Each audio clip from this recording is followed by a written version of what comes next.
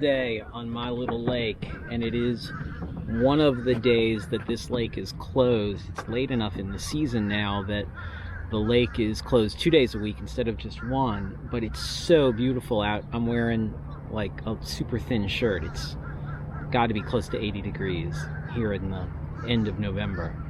So amazing. I wanted to respond to a question that was posted on the channel. The question was, how long does it take to become an outdoor instructor, and is it lucrative? I think he used the term lucrative. Does it pay well? Let's talk about those things right now.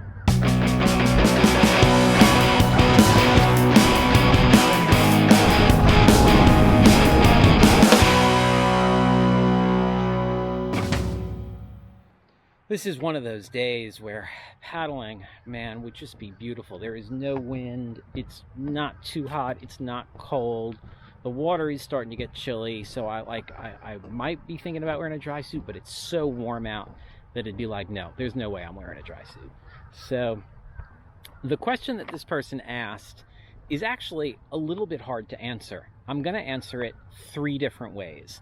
I'm going to answer it how most people do it. I'm going to answer it how I did it, and I'm going to answer it like the 3rd way that you do it.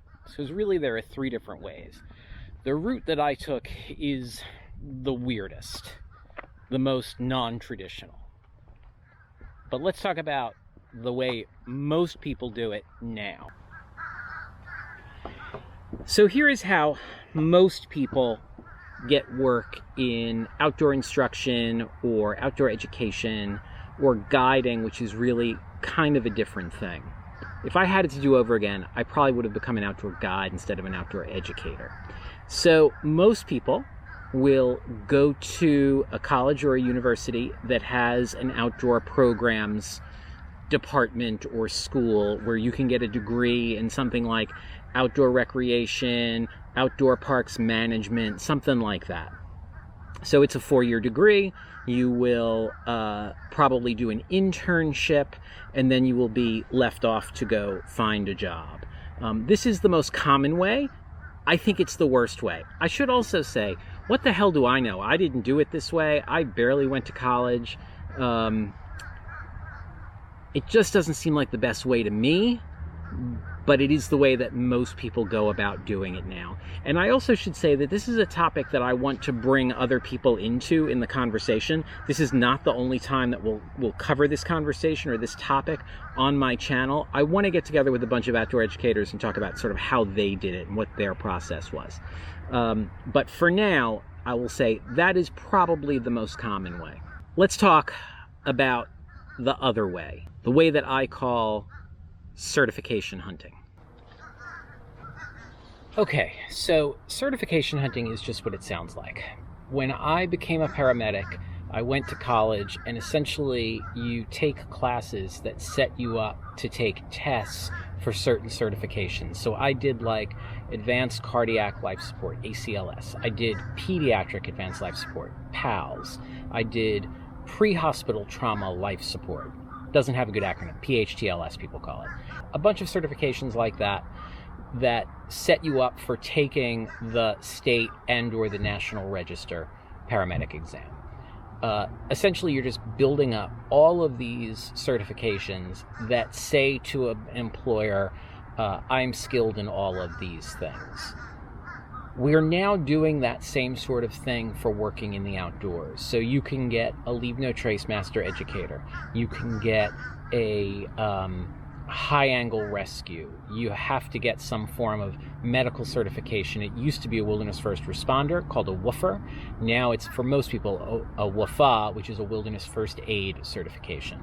And so a lot of people will just get a lot of different certifications for the outdoors to say to potential employers, here are the things that I can do, and look, I'm certified to do them.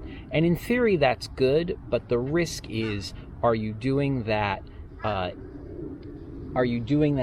not getting actual outdoor experience? So having a certification is one thing, but having used the skills in that certification is another thing.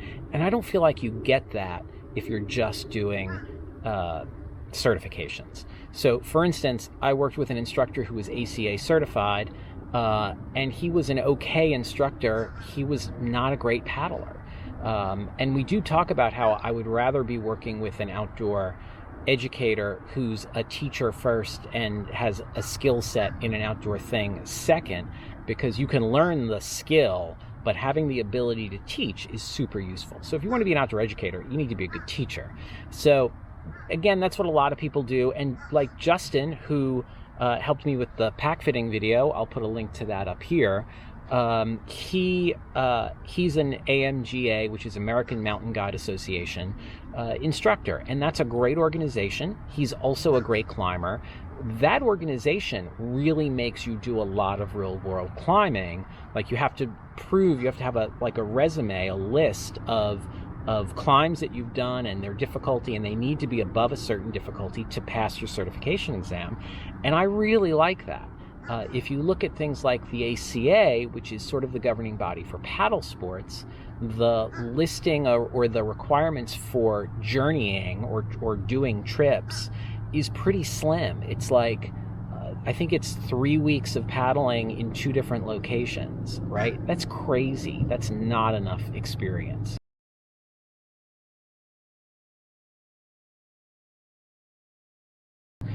For someone teaching at a high level. It's lower for people who are new to teaching. But if for the higher levels, the level 3, the level 4, I don't feel like that's enough.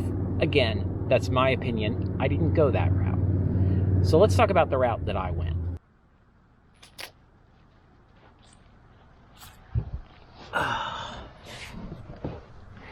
I went sort of backwards. After getting my paramedic by acquiring a lot of certifications, I vowed I wasn't going to do that again. And in fact, what I said as I slid into outdoor education as a career, I said, I am not going to go after a certification unless my employer pays for it or I don't get a job because I don't have a certification. And 20 years later, neither of those things have happened. So I am not ACA certified. I do have a wilderness medicine certification, but that sort of is my hook. But I do have a Leave No Trace Master Educator. Actually, that was included in a course that I took. So I didn't go out and get that on its own. But I essentially decided I wanted to work in the outdoors. I got my wilderness medicine certification. I really enjoyed the process. So I decided I was going to become an EMT and really enjoyed that. Ended up working as an EMT, and then eventually got my paramedic. And that was my hook, as I described it. So if you think about employers, what their biggest concern is, it's someone getting hurt in the backcountry.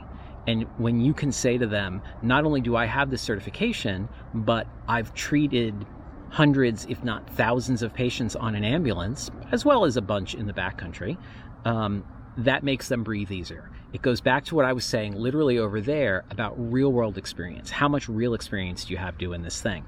And so that was my hook. And most people have had at the time wilderness first responder certifications. Some had EMTs or wilderness EMT certifications. No one was really stupid enough to be a paramedic and work in the outdoor industry. It was way too much work. It was a lot of money. I essentially went to college for 3 semesters. So it wasn't the smartest way, but it worked really well for me. I had a skill set that other people didn't have. Before I went to work for Knowles in 2006, I applied to work for Outward Bound, and Outward Bound wouldn't hire me for kayaking. They would only hire me for land-based work because they felt like I didn't have enough paddling experience. And then when I worked my first Knowles course, I worked with an Outward Bound instructor, and he knew the person who had interviewed me. And he said, you watch, now that you're a Knowles instructor, they're going to call you back and offer you work. And they did. And so I thought that was really interesting. They waited for Knowles to sort of sign off on me. So my route was very different. I decided I wanted to work in the field. I worked on building experience. I figured out a hook for myself. It worked really well. I went to Knowles, became a Knowles instructor, and then whenever someone said, hey, do you have ACA paddling certification? I would say, no, but I'm a Knowles kayaking instructor. They would be like, oh, okay, that's cool. So I never had to get that certification.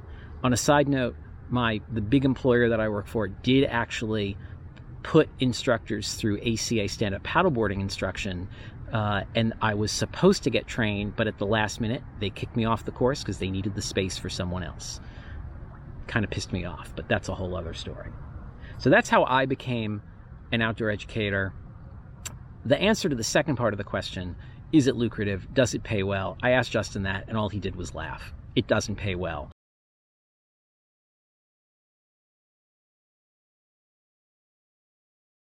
And then the other part was, how long does it take? Because there are varying methods, you could go to school for 4 years. You could pick up a bunch of certifications in 6 months or a year. You could just start applying for positions if you already have that sort of experience level. So the answer is, how long does it take? It depends on how you decide to do it. As I said, I want to come back to this with a bunch of outdoor educators and talk about their process and how they did it. I'm sure it's a little bit different for everyone, but that's how I did it, and those are the other two options for the ways that I see it. Hey, if you found this interesting, hit like, hit subscribe. Otherwise, I'll see you outside. And open that bag up for me. It's either cold drinks or my bag of rattlesnakes. Beer. Okay. It's not beer. Beer? Wish, man.